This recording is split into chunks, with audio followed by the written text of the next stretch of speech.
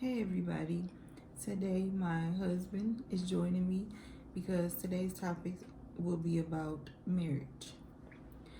We just wanted to um, just talk about the ins and outs of marriage and also how most people we feel like don't respect it. Like um, it's either something that people pretty much not downgrade. What's the word that I'm looking for? Like What, downplay? downplay it. Like it's really not that big of a deal. I mean, I'm not saying it's for everybody, but I definitely feel like it should be um, done more, and I think it should definitely be taken more serious. What do you think? Pretty much just, I guess, piggybacking off what you said is, yeah, like, I would tell anybody that want to get married, first pray to God, ask if He'll send you some signs if you shouldn't do it or if you should do it. And I really don't think it's nothing that you should rush into because this is something that's forever. Like, you always got to put in work for it. In a way that could be another full-time job. So people got to make sure they're ready for it and not just do it because of it looks cool, sitting here celebrating, having a reception, doing this and that. Then a few months later they break up and have a divorce. Or you shouldn't do it because of family or whoever may be pushing you to do it. If it's not genuinely in your heart to do, you definitely shouldn't do it. Yeah, definitely. You had anything else that you wanted to add to it, or Um, Another thing is everybody, the way they run their marriage is different. So what works for one couple might not work for another. definitely? So that's another thing you got to figure out once you get married, what works best for you. Also, don't listen to outsiders when you have problems because if you do, you won't have a marriage pretty much because say my wife will forgive me, but her family might not forgive me. I might forgive my wife, but my family might not forgive her. So that's something you definitely got to keep in mind. That in-house business is not outside business. I'm not saying that you can't go to people to talk or get advice, but a lot of things should just stay between you and your husband or you and your wife. Yep. And also doing right by each other, God will bless your marriage and you will just, be successful. Your marriage will flourish and stuff. And just got to keep doing the right thing, keep God first, and everything will be all right. But to be completely real, we're not gonna say that it's always easy, and we're not gonna say that every day is gonna be a good day. Because I know a lot of people put marriage out there as if it's just peaches and cream every Mm-hmm. single day. It's not. In order to have a successful marriage, first and foremost, I believe that you should definitely have a prayer life and a personal relationship with God. Because if you don't, it's kind of like I don't know what to tell you because at the end of the day, you can get advice from everybody around you. But to me personally, I pray. I pray all the time because sometimes we clash. Sometimes we don't always agree on things. And it doesn't mean like, oh, I'm done with him or I'm done with her. I actually used to feel that way. And he told me, like, um, an argument shouldn't make you feel like it's done just because we had an argument. Like you're not tough enough to have an argument and keep going. And it kind of made me mad. Like, what you mean? Am I tough enough? But it hit me like, yeah, you can't just feel like every argument is just an end all, DeAndrea. Especially if it's not nothing super traumatic. It's something that can be worked on and worked through. Then you definitely need to do that because when you say those vows, it shouldn't just be something that you just say in the moment or for the crowd, or if you did it just the two of you with the pastor, it shouldn't just be words. It should be something that you definitely live by because marriage is serious and it's not to be entered into lightly. Yeah, and like she was saying, like, can't get mad at just one thing and then, leave. Because if you do, you're never going to be able to stay married. Like, that's always going to happen. So, one thing, being married, you got to have tough skin. So, that's one thing. I wouldn't say tough skin because I feel like love is not supposed to hurt, but excuse me, you will go through things that will test your faith and test your patience. So I guess that's something that That's what I mean by tough skin. oh Yeah. that I guess we don't disagree. I thought we did disagree on it, but we don't. But yeah, like seriously, it's gonna be times when you feel like, oh my goodness, I really don't know about this, or just days when you just really, I don't know, like mentally, you have to really get it together and say, I did this for a reason. Go back to that reason why you did it, and it should be a real, meaningful reason why you did it, and not just something like, I don't know, or I just did it because he asked, or I just did it because she was on my back about it. It shouldn't be one of those kind of reasons, because those kind of reasons will make you be like, it ain't worth it. I'm just out of here. And we're not trying to discourage anybody from getting married. Not at all. Being married is actually a blessing. It's a good thing. It's a good thing to have somebody in your corner pushing you, constantly telling you to go, and you not have to worry about, is this person, when in the single life, you're sitting here worrying, like, is this person, cheating on me, doing this or that. But when you're married, like, this person has your back, so you don't have to sit there and try to go through a bunch of people to find the right one, pretty much. So once you have the right one, it's a blessing, and you're supposed to try to keep the right one. Yeah, and know that anything that's worth having will be tested. So that's basically what we're trying to say. We're not trying to make it out to be like, oh no, run from the altar. No, if it's meant to be, run to the altar. But what we're trying to express is that, like I said, anything that's worth having will be tested. The devil, first and foremost, doesn't like marriages. If you're, what is the word, fornicating, or if you're doing things that you shouldn't be doing, of course it seems like everything is all good, because that's the kind of thing that he wants us to do and think that is right. But once we decide to do what's right, trust me, it's going to be so many things that's going to pop up, whether it's family issues or whether it's health issues. Things are going to arise that you never thought would arise before you said I do.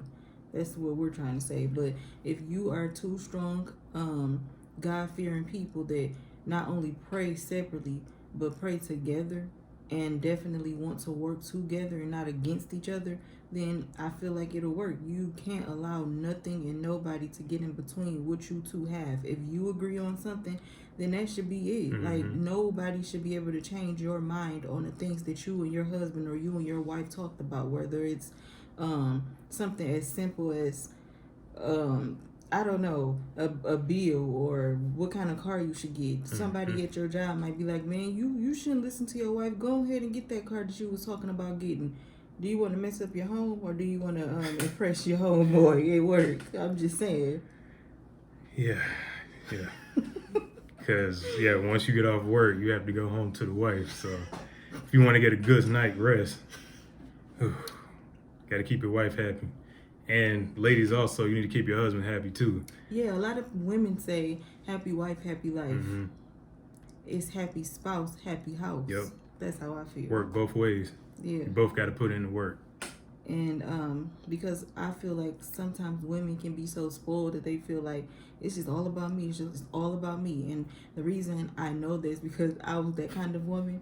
And once we started dating, it's like I started figuring things out about him, and I'm like, he spoiled me to a certain extent, but like, it's all about me. What you mean? And then I had to think about it. I'm like, no, it's not, because just like I like to be spoiled and I like nice things done for me, or it doesn't matter if it's big or small surprises. I'm pretty sure he does too. And once I began to think like that, things started to, like he said, flourish in our relationship. And he was like, I kind of feel like you were spoiled, and it wasn't just from relationships, it was from your family. And I'm like, I was. So like, I don't get it. You supposed to finish it. And I'm not gonna lie, he does. But like I said, when I started to surprise him, even with a t-shirt out of the blue, he would be like, oh man, you really thought about me. And I'm like, yeah. But it makes a difference, ladies. It really does, to not just only think about yourselves, but when you have a good man in your corner that doesn't mind helping you out, doesn't mind lifting you up, doesn't mind pouring into you, you should do the same. And sometimes that means getting a t-shirt. That means getting that watch that he was looking at. We have to learn their love languages just like they learn ours. Yeah, and doing that, that'll keep the gifts flowing for y'all too. No, that's the only way, huh? That's not the only way, but it helps. Just putting that out there. Remember that. Wow. But we're not, like he said, trying to and discourage anybody from getting married, and we're not trying to push anybody to get married. Either way, if you feel it's in your heart to do and you have a good one, then go ahead and do it. And if you feel like you're not ready to do that, that's okay too, because me personally, I feel like it's better to wait long than marry wrong. I'm just being real. I'm not saying that it's okay to sin for the rest of your life, but it's also not okay to be unhappy just to say I got a ring, or just to say I got a husband or I got a wife. That's not what's up either. Yep, like she said, it's never too late to get married.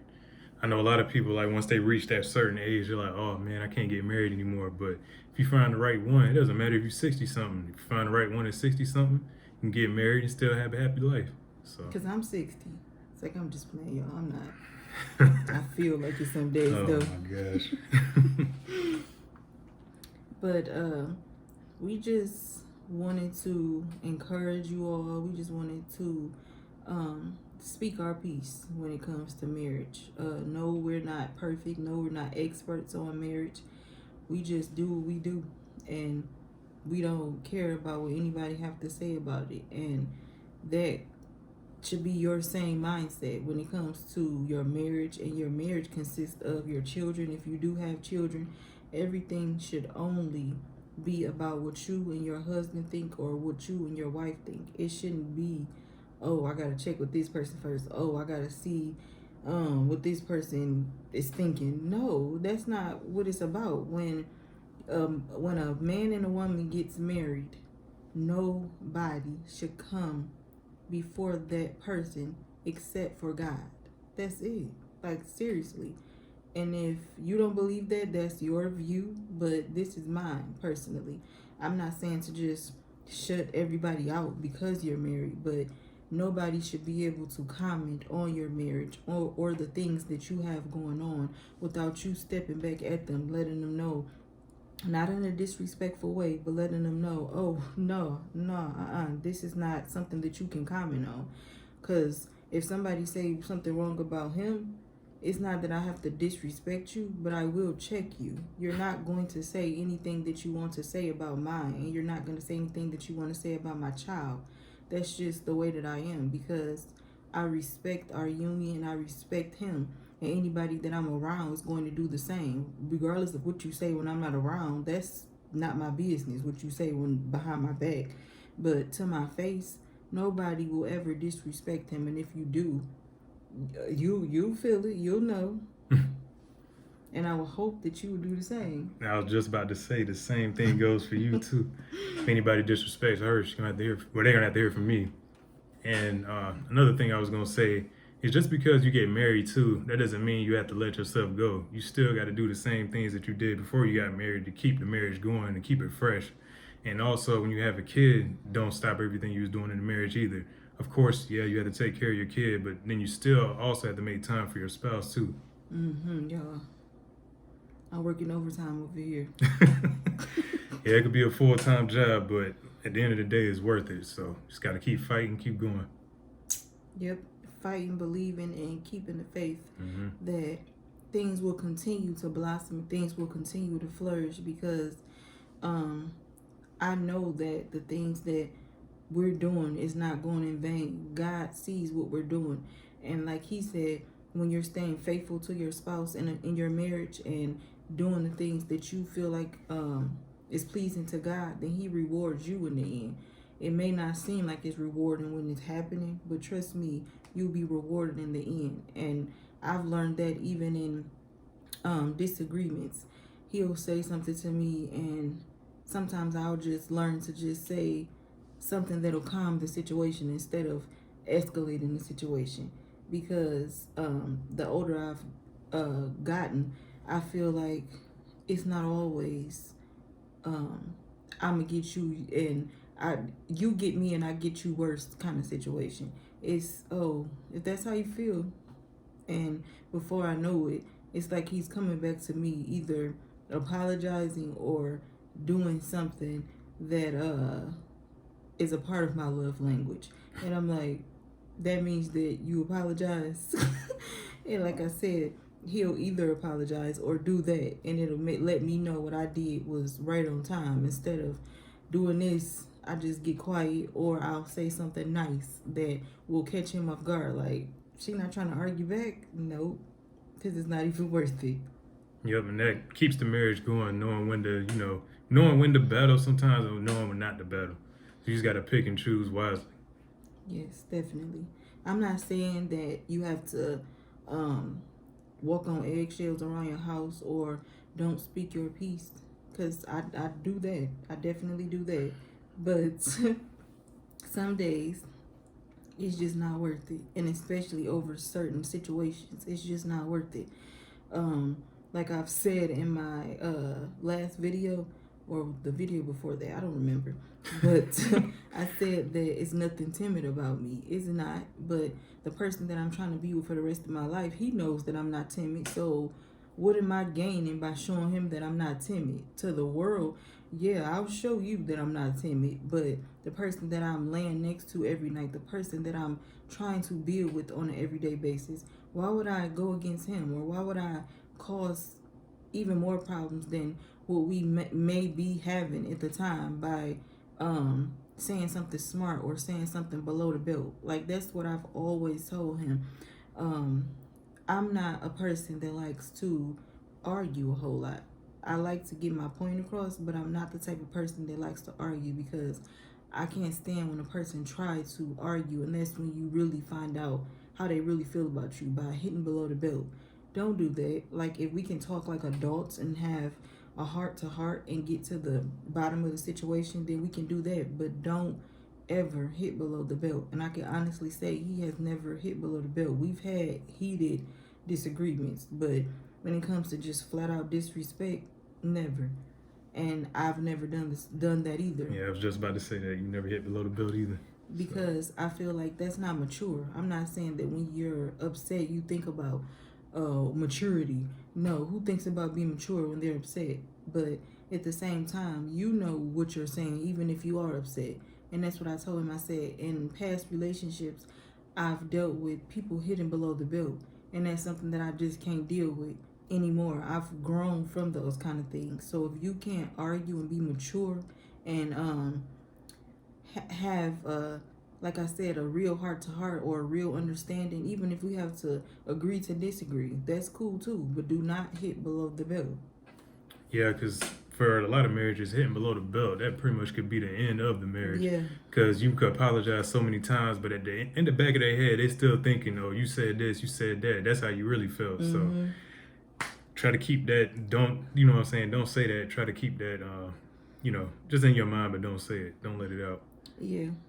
Which is sometimes hard for some people, because, like I said, in the heat of the moment, who cares about not hitting below the belt? We've talked about what hitting below the belt is for us, but that's maybe something that you need to talk about with your mate, because a lot of, especially women, feel like a man should automatically know what hitting below the belt is. Sometimes they don't. I'm just saying. I'm not saying that they're stupid, but sometimes they literally just don't know. So, in order to have that understanding and have that talk about it, you may just need to sit down and say, you know, what would hurt my feelings, or the things that I used to have to deal with in the past relationships, and bring that out. And if he ever bring that up during an argument or disagreement or whatever, then you know for a fact that that is not the person for you. Well, I'm not going to say for a fact, because that may be something he's doing just to get your attention, but it's still not right. Yeah. And I guess the biggest takeaway from everything to keep the marriage going, communication is key. So even though sometimes you don't feel like communicating, even if you got to take a break, a 30-minute break, after that you can come back together and then try to discuss, the problems and try to solve stuff like that. Because sometimes it's not good in the heat of the moment to try to, like she was saying, try to get your point across, because sometimes it just make it worse. So sometimes it's all right, take a time out, cool off, come back together later on and then talk it out, and then most of the time it gets resolved. So And that's another thing that I wasn't used to. Instead of just going back and forth, he just wanted to say, DeAndrea, just give me a break for a minute. And I'm like, I don't want no break. I want to talk. He was like, that's not the way to get through to me. I don't know what kind of guys you used to, but that's not the way to get through to me. Like, just give me a minute and I'll be able to sit down and have a grown up conversation with you. But right now is not the time. Just give me my space right now. And like I said, it used to make me mad. Like, I don't think you're ready for what I'm ready for, because I just feel like, why can't you talk to me right now? But I'm saying this because I know a lot of women are like me and feel like, no, I want to talk right now. We're going to talk right now. But that's not the way to get through to them. Yeah, because I'm gonna tell you one thing: it'll just go in one ear and out the other. After a while, you keep talking. So yeah, it's good to take a break. Don't get your point across. Because pretty sure there's a lot of guys like me. Once you keep going, it's one ear out the other. I don't hear nothing else. Because there's been times that we had disagreements and I'll be like, so you don't remember what I said yesterday? And he'll be like, no, because I asked you to chill and give me a minute. So no. And I'm like, are you just saying that to upset me, or you really don't remember? And he's like, I really don't remember. But I mean, if you want to talk about it now, we can. I'm like, that was yesterday. But overall, like he said, marriage is definitely a good thing. It really, really is, especially when the person is not just your husband, but they're your partner, and they believe in you, they push you, they pour into you, and by pouring into you, is, to me, is speaking life over you, uplifting you and telling you that you can do this, you can do that. And not only do you have to do it by yourself, but I can help you do this. We in this together. When we got married and before we got married, I felt like I didn't have to do things alone. He pushed me to do certain things alone because I told him a lot of times in my life, I never really had to do anything alone. My family pretty much did everything with me, and it made me feel like once I got out on my own, it was like a fear that kind of set up over me. Like, okay, I know I can do this, but I feel like I just need somebody to help me do it. And he used to be like, I can help you, but I know that you can do it. So just try it for yourself. Like walking in crowds, I felt like because I have spina bifida, I felt like automatically I would get knocked over, or just seeing crowds, it overwhelmed me. And one day we were out together and he said, just walk in front of me. I got you. Trust me, I got you. Just walk. And I was like, I can't do it. I can't. And it was so crowded, I just stood there. And he was like, just do it, DeAndre. I promise you I'm right here when you go. I walked, and by the time we made it outside to our destination, he said, how did that feel? And I was like, honestly, it felt so good, because you don't know how long I've hindered myself from doing things like that, because I felt like I'm going to be knocked over, or I just felt like the people just, I don't know. If you've never dealt with anxiety, then you wouldn't know exactly what I mean. But just looking at a crowd, it has always just been like bad for me. When I see a huge crowd, it just brings anxiety over my body, like, and over my mind. I'm like, oh my goodness, I can't walk, I can't do it, I can't. And he like, stop saying can't, like, just go. It's not like I'm saying that I'm leaving you. I'm literally right here. Nobody can push you, nobody can do nothing. Like, it's nothing scary about it. Just go. And once I did it, y'all, it may be small to everybody else, but I felt like super rejuvenated. I'm like, I felt like I don't know, like I just got done doing something super huge, because it was so big for me, and I've never really had to do things like that on my own, because like I said, somebody has always been there doing things with me. And as much as I used to tell them, I got it, I got it, I got it, in a way, it kind of like was my crutch. If I didn't have it, I knew I could always call. Like one time, I believe I was in high school, ninth grade, and my grandmother dropped me off to school, and she said, do you want me to go in with you, baby? No, Grandma, I'm in ninth grade, I'm okay. But in my mind, I was so nervous because I was so used to them holding my hand, not literally, but just being there. on me all the time, just hovering over me, that I felt like in my head I got it, but in my heart I'm like, no, I don't. But I can't tell my grandma that. And as I'm walking in the hallway getting ready to go into the class, I turn around and look who's there, y'all. My grandma. I said, Lord Jesus, I'm really okay. I am. But imagine dealing with that, or having that going on pretty much all of your life. And when I actually had that conversation with them to let them know that I love you all, but I'm an adult now, I have it. And if I didn't have it, I would definitely let you know. And not only do I have it, but now I have a husband. And I never want him to feel like he doesn't have it, or they're what am I trying to say, that they're overpowering him. Mm-hmm. Like, I never want him to feel less than a man or less than anything because of my family being so overprotective. It's okay to love me and it's okay to check on me, but I never want anybody to feel like I don't have it. And I know they don't look at it like I don't have it, but I know a lot of times, or most, not a lot of times, but all the time, it's just out of pure love. But me being me and me being so headstrong and so independent, I just always wanted to do my own thing. And I'll tell you, the very first person that got it was my mom, and she still has it.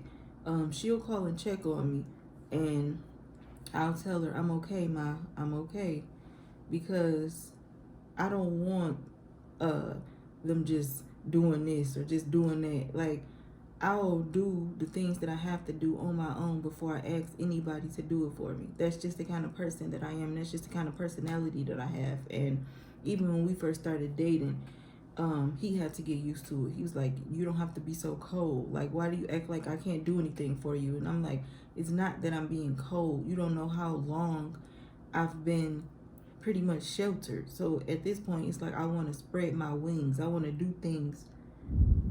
All right, everybody. So if you enjoyed this video, if you like the videos of us talking about marriage or different things as a couple or just in the world, drop a comment. Let us know what else we can talk about.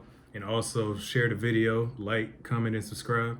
And, we enjoy doing these videos too to help spread the message and help somebody else out. Definitely. All right, you two. Next time.